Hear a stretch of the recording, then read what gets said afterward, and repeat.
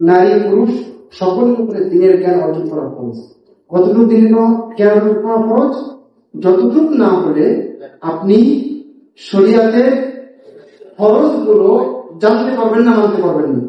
যতটুকু জ্ঞান না হলে আপনি হারাম গুলো জানতে পারবেন না এবং সেখান থেকে বাঁচতে পারবেন না।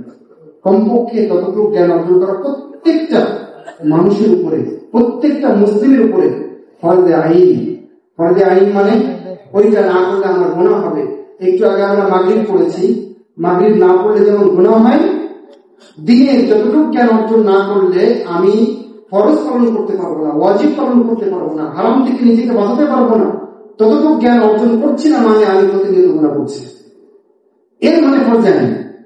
সেজন্য আমি আপনাদেরকে বার্তা দিতে চাই যে আপনারা প্লিজ শুধু তাওহীদ অবশ্যই গুরুত্ব দিবেন, আকীদা অবশ্যই গুরুত্ব দিবেন, অবশ্যই সালাত, সিয়াম, হজ, যাকাত আরো যে সমস্ত ইবাদত আছে সেগুলো গুরুত্ব দিবেন।